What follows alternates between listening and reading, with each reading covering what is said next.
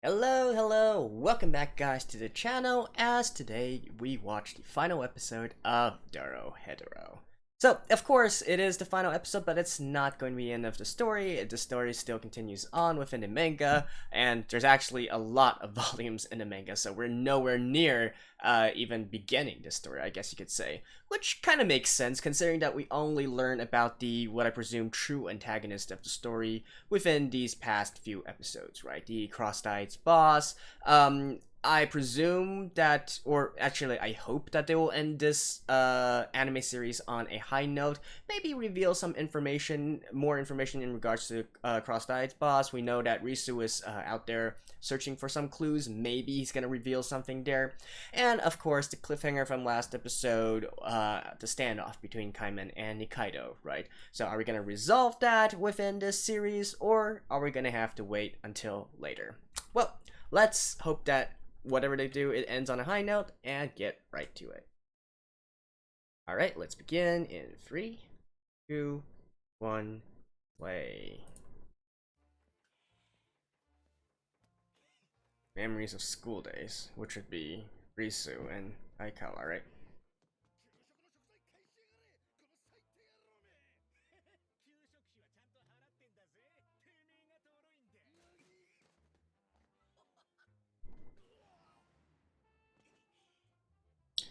Wait, his voice actor is basically Kaiman's voice actor, right?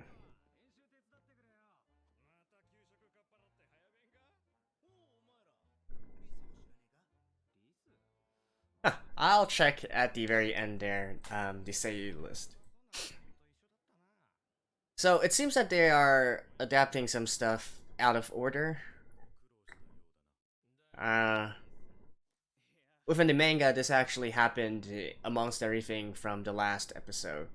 So I kind of went over it in my review section. Yeesh. So yeah, I already know what happens here.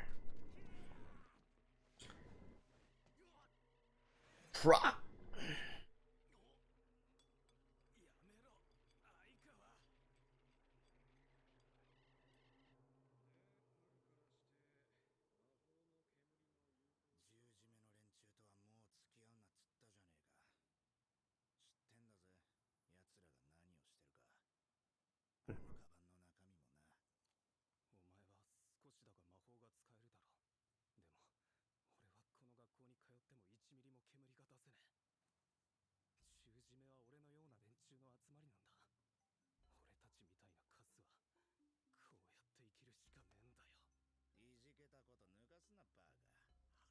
Oh, actually, never mind. His voice doesn't sound that similar to Kaiman.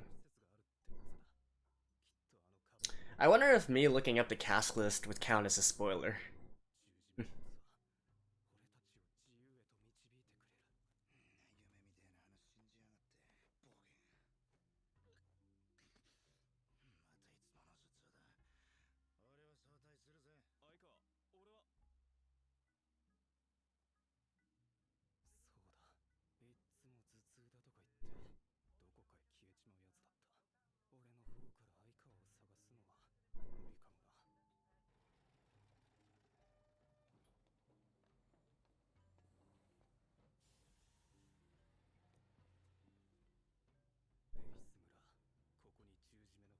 Hmm. Like I said, we might be ending this with some big clue as to what actually happened.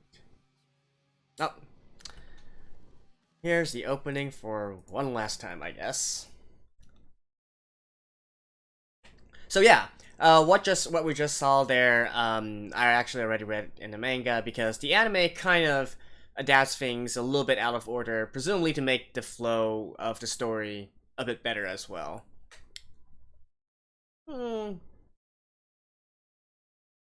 Or for just for some production reasons, but yeah, I talked about this already last episode during the review section.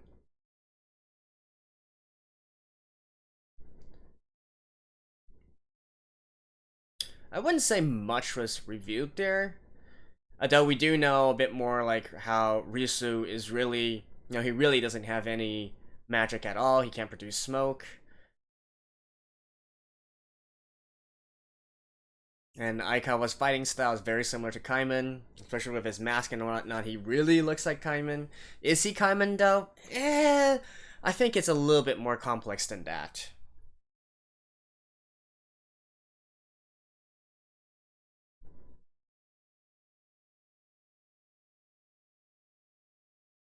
So, we are either going to continue with Risa's part, or we're going to pan back to Caiman and Nikaido. Which is it going to be? Well, looks like it's Nikaido Caiman.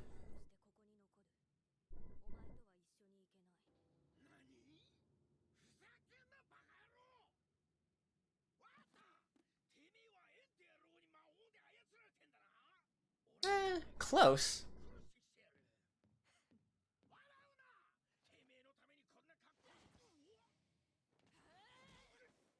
Ooh.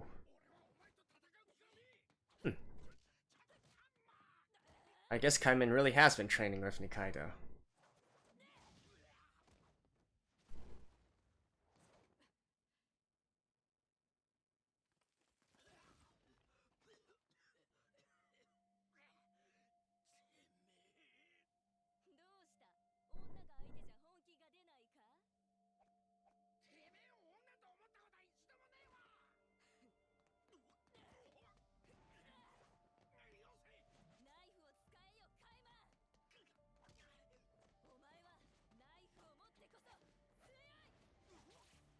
Ooh.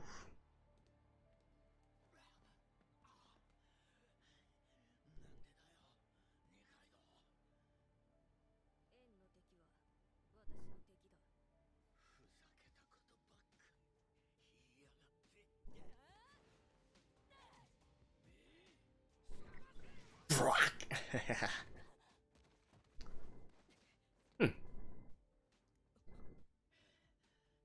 Caiman's much stronger than I think. I thought, actually.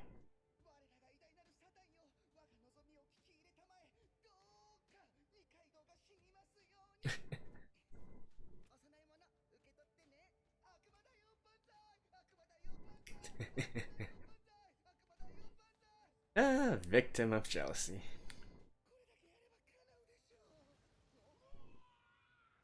Oh. Well, that's certainly quite convenient.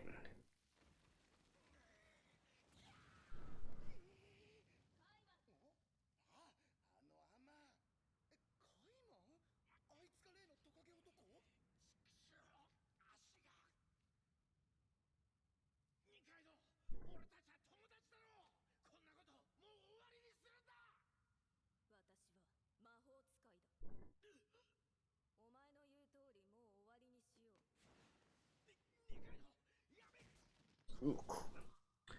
But he can't actually die.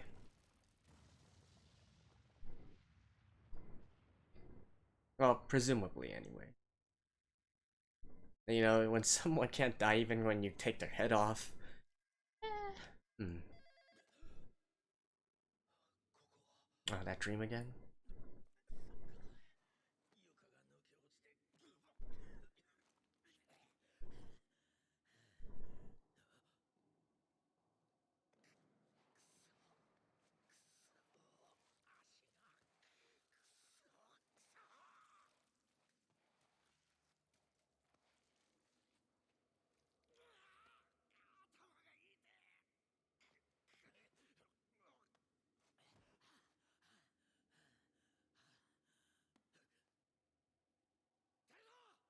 Hmm.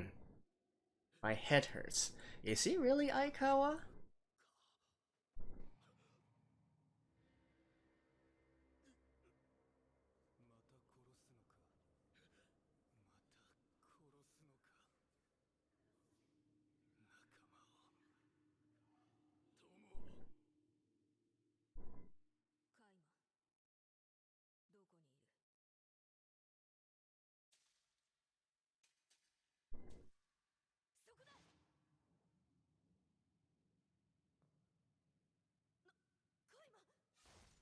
Ooh.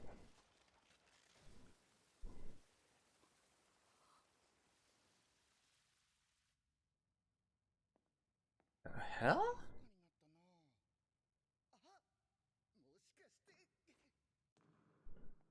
Really?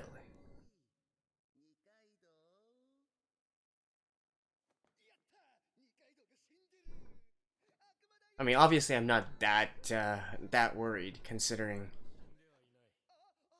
two things, right? One is she is one of the protagonists, and the second thing is we know that N has that whatever that dog is called.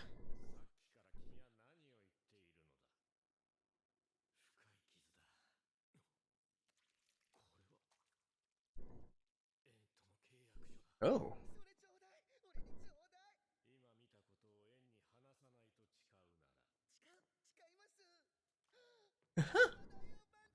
That easy?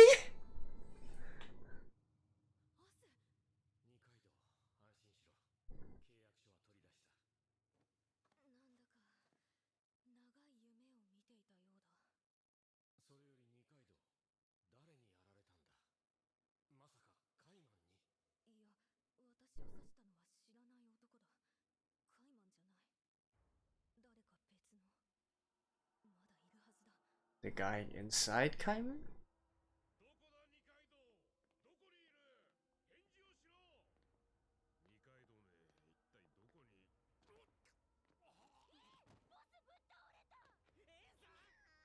The contract?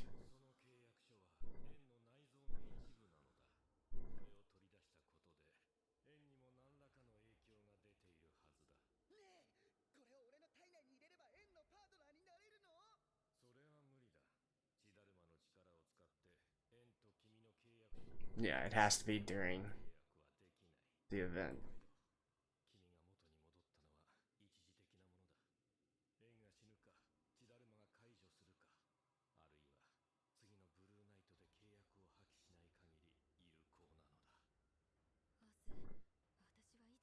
But why doesn't it work both ways? That's what I don't understand. If he can control her, she can do the same to N, right?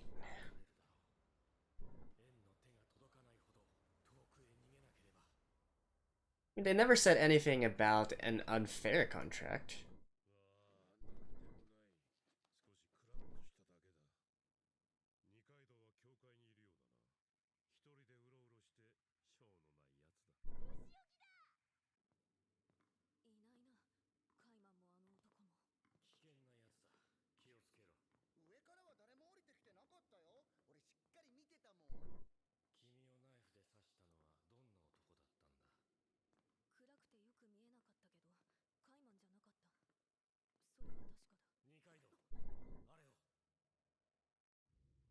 Alright, who is that over there?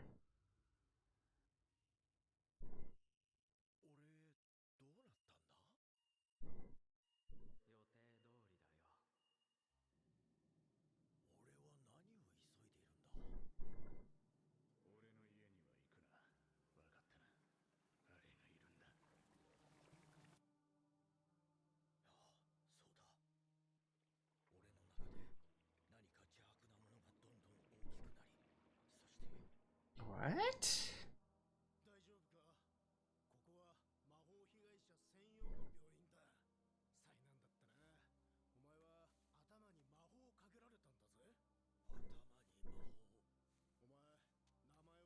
And now he's Caiman?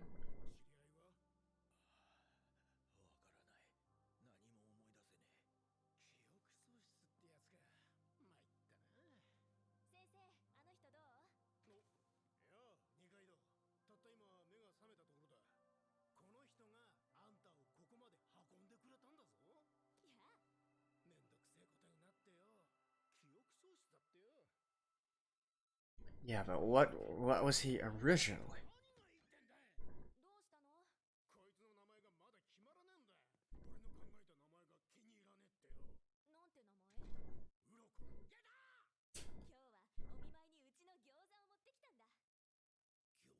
Hmm.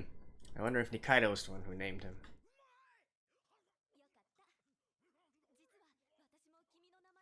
Oh.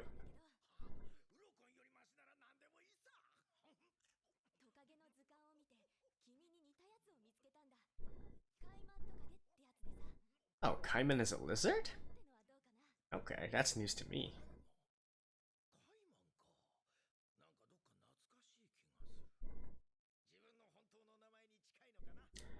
Caiman. Aikawa. Aikawa doesn't really that similar.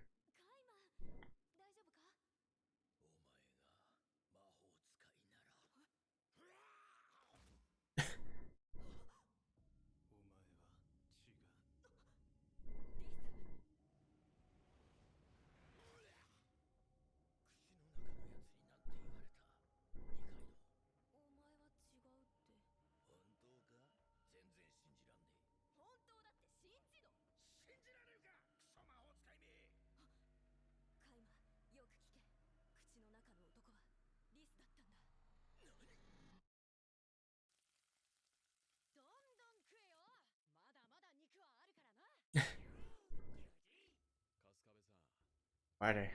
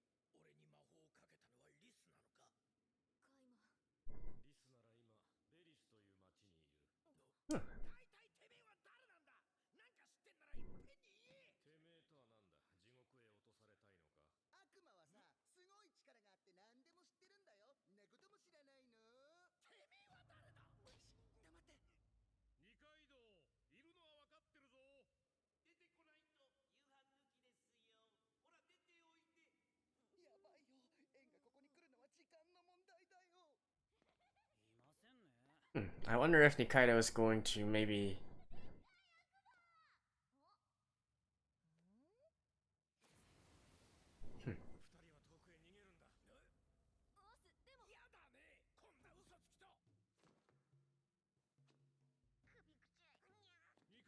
Come on, Caiman.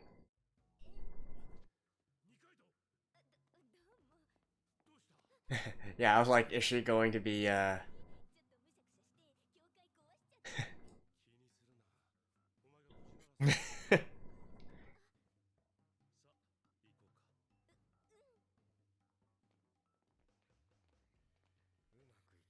Yeah, she's going to continue. Stay there. No, wait.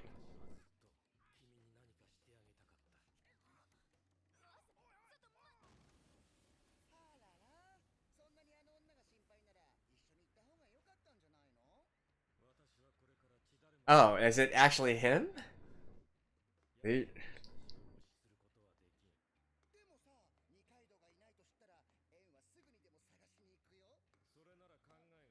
Yep.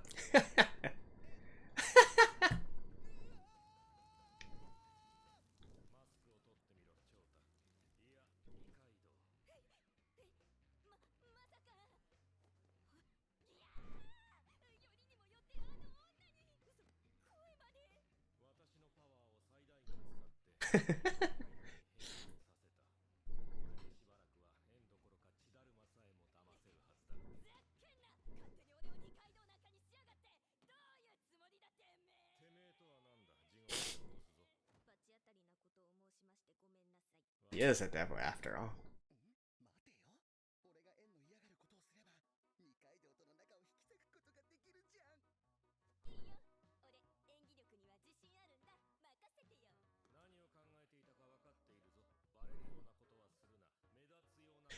He's definitely gonna do something that stands out.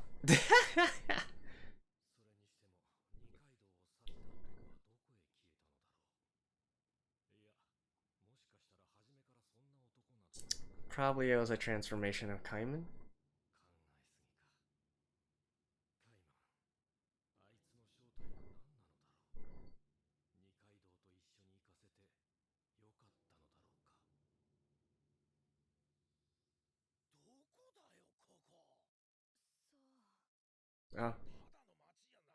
This is where Risu is, right?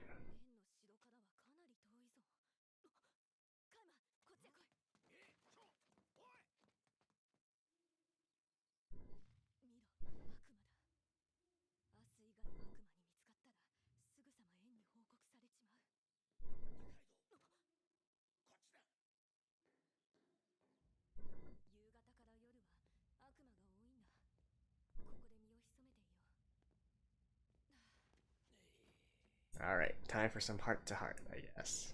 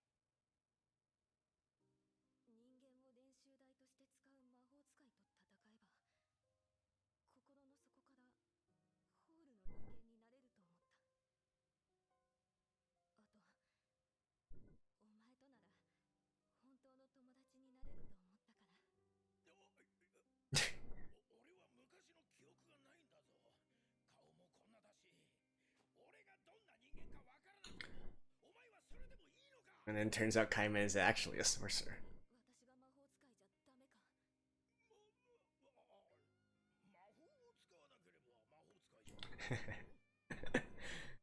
I wonder how he's gonna.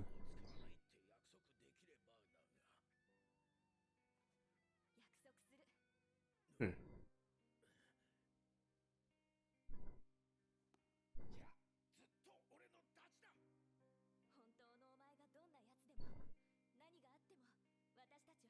And then it turns out like Caiman is the big boss of everything. Wouldn't that be ironic? And if he was actually a sorcerer or something.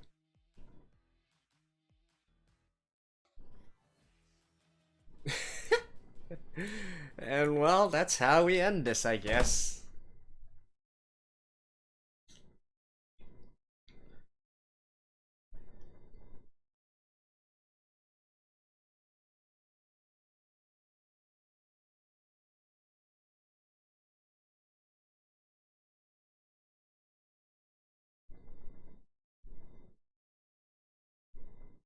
Huh.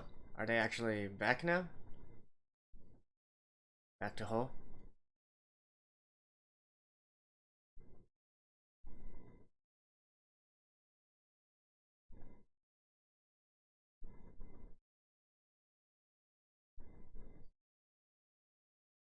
Who are you guys? Crossed eyes, eh? 404?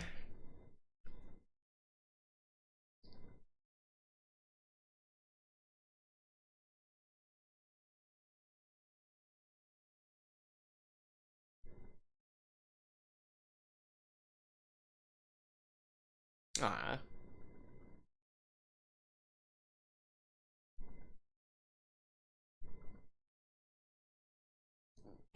There we go. A bit more? Oh. Yeah.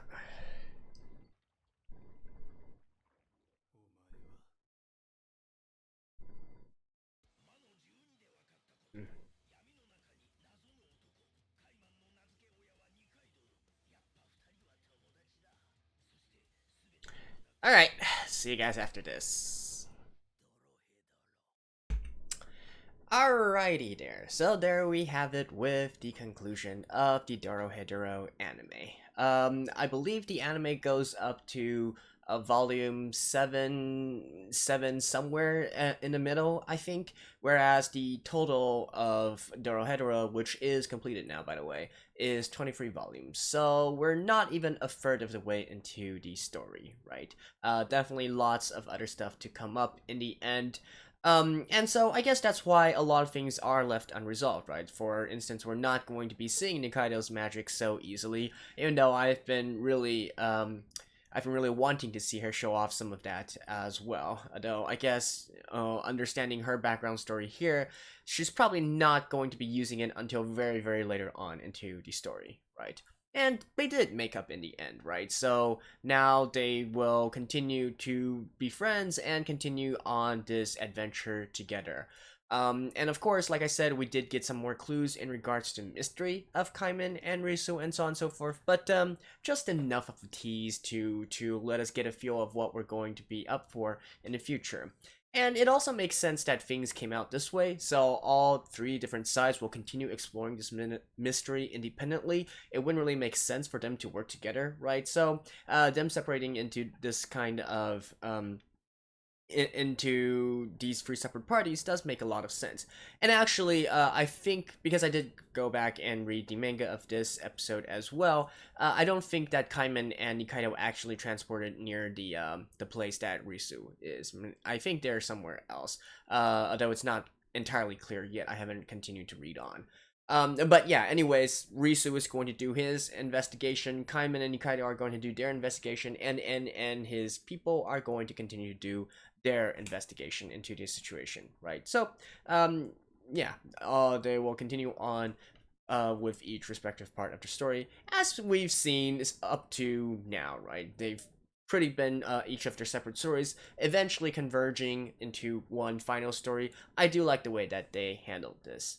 And actually, we did get some more, I guess, sort of foreshadowing and some, I guess, for manga readers, you could say it's an Easter egg in the ending as well, such as the long drive that the professor and the others were going on, the doctor, professor, they were going on. That's also part of the manga directly in the next chapter, which I did sneak peek a little bit of, as well as the bunch of cross eyes that we see in the ending as well. That is going to be directly in the next chapter, actually. So if we had another episode, that would be directly in the next episode. So, lots of things to look forward for, and, well, that's basically it for this episode, right? So let's talk a little bit about this series as a whole, right? Now, I will have to say that disregarding Bang Dream, which I feel is more of a conditional anime for me because of a lot of other things, this is my favorite anime of the season, right? I'm just gonna come out here and say that.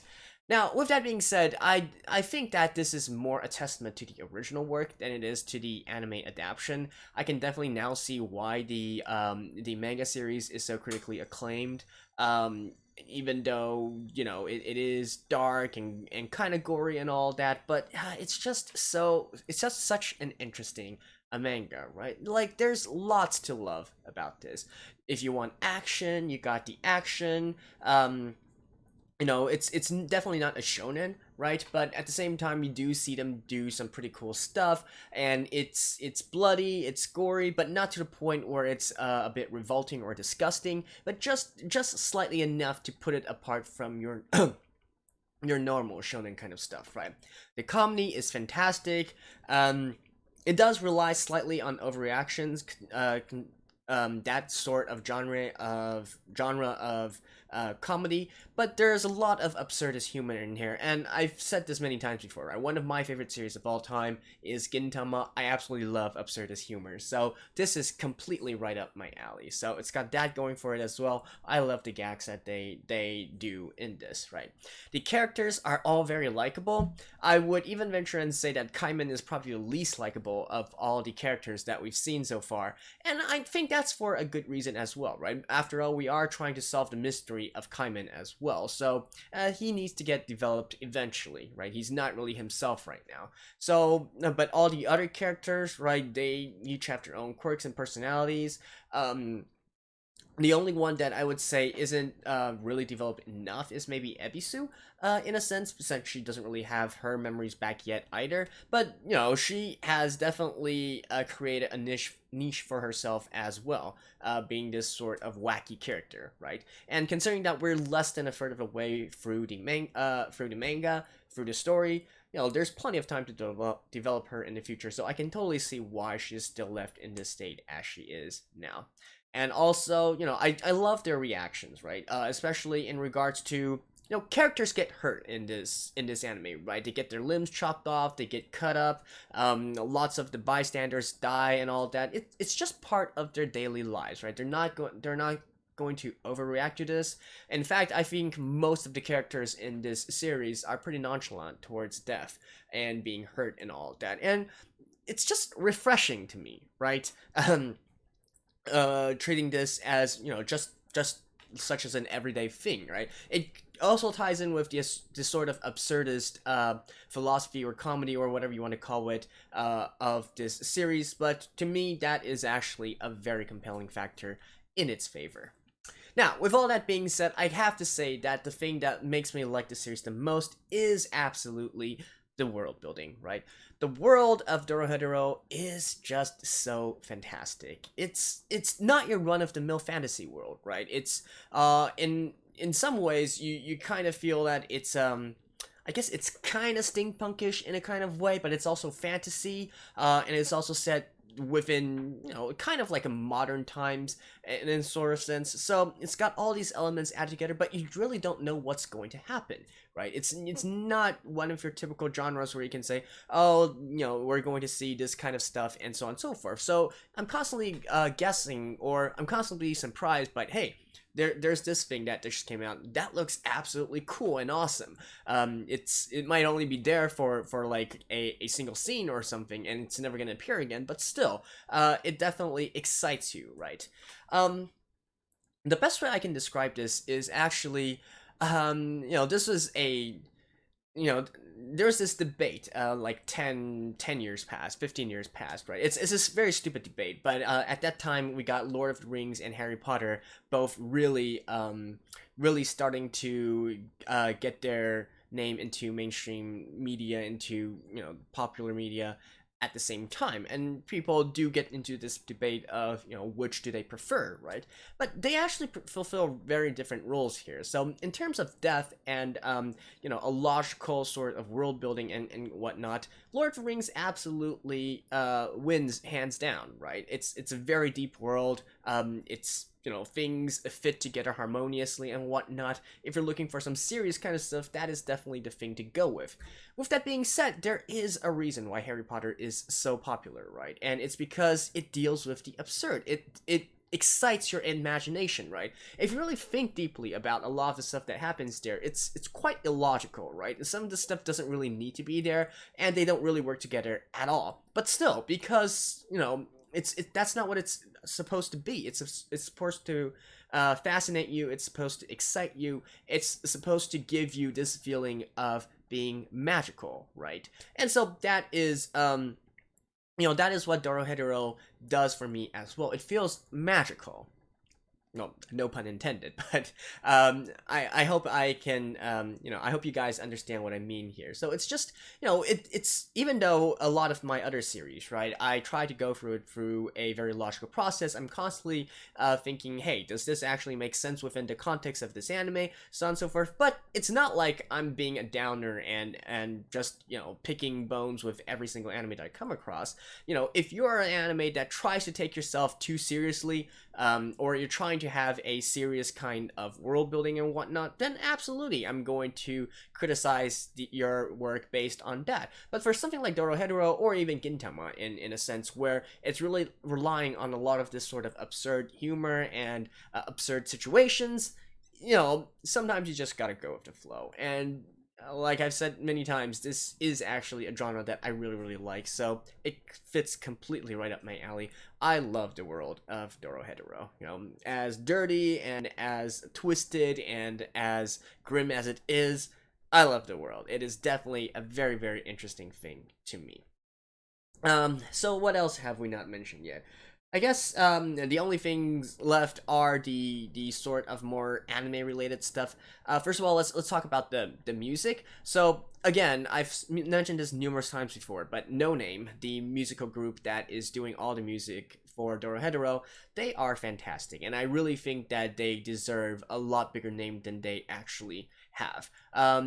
If you guys follow me or watch my other works, you'll know that I did the Fairy Gone series, which, you know, is quite flawed as an anime, but one thing that I cannot fault it for is the music, and No Name did a great job there as well. They did an equally great job here, also, although the music genre isn't quite exactly, you know, it's not my favorite. I preferred the more rock style that they did in Fairy Gone, but still, you can definitely see their talent here, and the you know, the width of their genres, with the songs that they made in this series. So music, fantastic.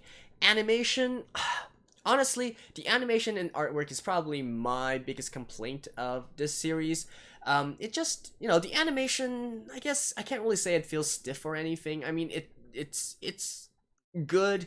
The action scenes are actually animated quite nicely as well. It's just that the style of the artwork and whatnot, I don't know. It just feels off for me somehow. Like, even the manga itself isn't exactly drawn to, you know, I wouldn't really call it a beautiful manga, right? It's definitely not one where the artwork is a strong point, but it does have this sort of unique charm to it that I feel like the anime is trying to emulate and doesn't really do a good job of it. So, you know, as much as ugly as the actually original manga's artwork is, I really vastly prefer that to what we have here. I feel like all the characters look a little bit weird, and particularly their facial expressions probably comes off the most off-putting to me, right? The action scenes, the fighting scenes, they're okay. I feel like their faces really look really unnatural, right?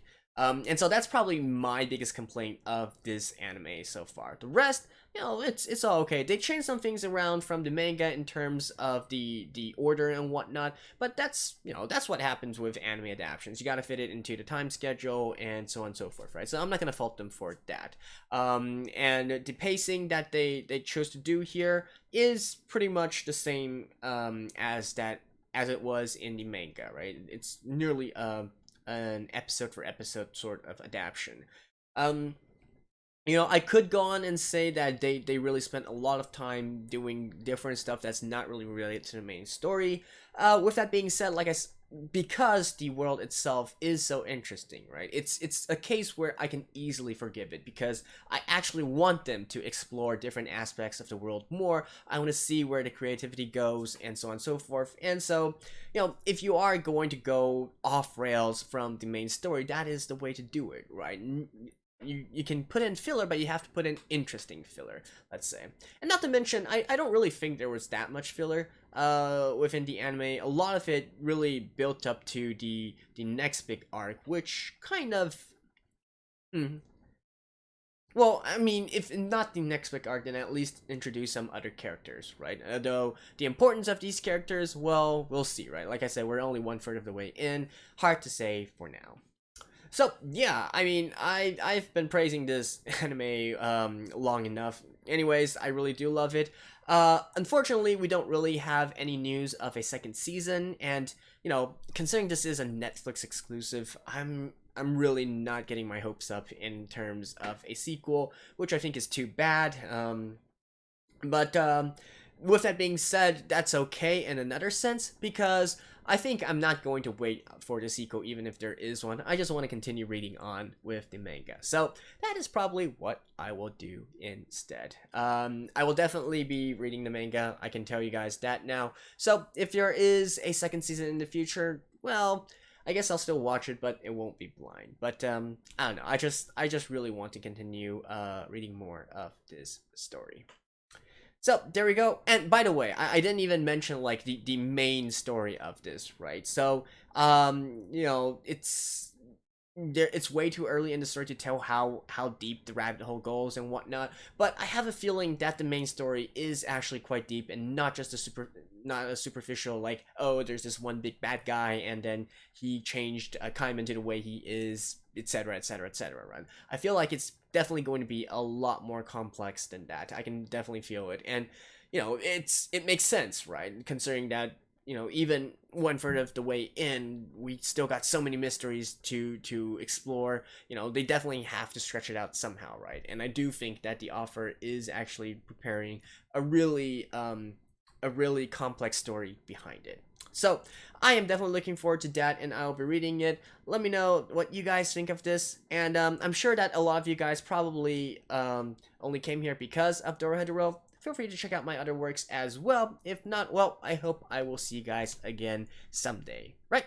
So, that's it, guys, for this series. Take care, and hopefully we will meet next time. Until then, bye-bye.